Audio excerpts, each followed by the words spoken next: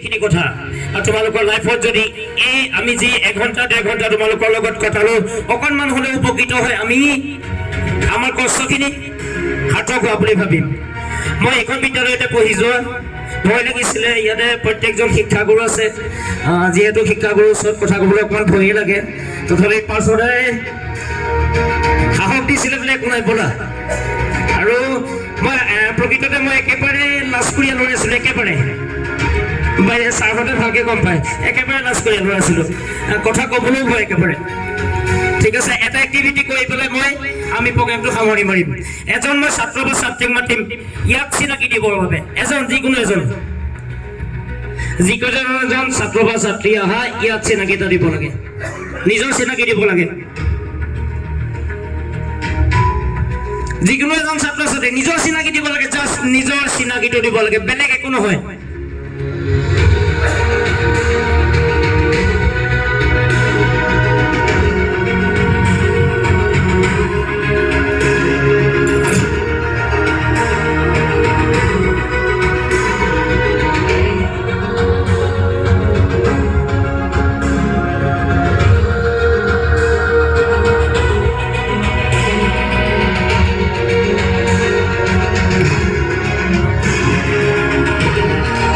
চিনাকিটো মই দি দিছোঁ তোমাৰ নামটো কি আছিলে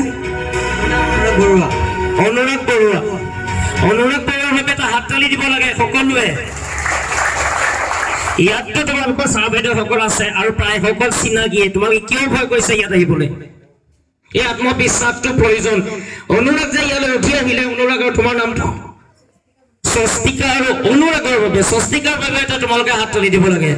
স্বস্তিকা আৰু অনুৰাগৰ এটা আত্মবিশ্বাস আছে সেইকাৰণে ইয়াত উঠি আহিবলৈ বাধ্য হ'ল তোমালোকে কিয় উঠিব নাই জানানে আৰু এনেকুৱা কিছুমান চিটুৱেশ্যন আহে সেইবিলাকত তোমালোকে উঠি যাবলৈ ভয় কৰা স্কুলত আকস্মিক বক্তৃতা হওক কবিতা আবৃত্তি হওক যিয়ে নহওক বহুতখিনি এক্টিভিটি হয় সেইখিনিত তোমালোকে উঠি যাবলৈ ভয় কৰা বা লাজ কৰা এটাই কাৰণ সেইটো হৈছে তোমালোকে ভয় কৰা আনে সমালোচনা কৰিব বুলি হয়নে মই উঠি যাম কিবা এষাৰ ক'বলৈ মই উঠি যাম লগৰজনে বা লগৰজনীয়ে মোক কিবা কয় সেইটো সকলোৱে ভাবি থাকা মই এটা এক্টিভিটি কৰি দেখিছোঁ এইটো কিমান টকা কিমান এইটো 500 টকা ইয়াৰ মূল্যটো কিমান 500 টকা হয়নে মই ইয়াক জাপি দিলোঁ এতিয়া কিমান হ'লগৈ ইয়াৰ কিমান আকৌ অলপ বেয়া কৰিলোঁ কিমান হ'লগৈ 500 টকা আৰু অলপ মই বেয়া কৰিলোঁ কিমান হ'লগৈ এতিয়া 500 টকা হয়নে সেইটো একো নহয় মই পানীত তিয়াই হৈছোঁ একো নহয় সেইকাৰণে মই এইটো কৰিব পাৰিছোঁ ঠিক আছে যিমানে তোমাক এইটো ভুতৰি মুচৰি পেলোৱা ইয়াৰ ভেলুটো কি থাকিব 500 টকাই থাকিব নহয় জানো ইয়াৰ ভেলুটো কেতিয়া কমিব যেতিয়া ইয়াক ফালি পেলোৱা হয়নে তেতিয়া ইয়াৰ ভেলুটো নাথাকে সেয়েহে তোমালোকে সমালোচনাৰ ভয়টো একেবাৰে আঁতৰাইবা আনে যি কৈ থাকক তোমাৰ ভেলুটো কেতিয়াও আঁতৰি নাযায়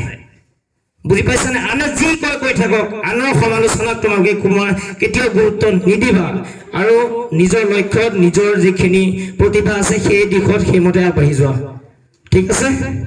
ময়ো বিশেষ নকওঁ সকলোকে ধন্যবাদ জ্ঞাপন কৰিছোঁ আৰু নেহেৰু যুৱ কেন্দ্ৰক আমাক এইখিনি সুযোগ সুবিধা দিয়াৰ বাবে মই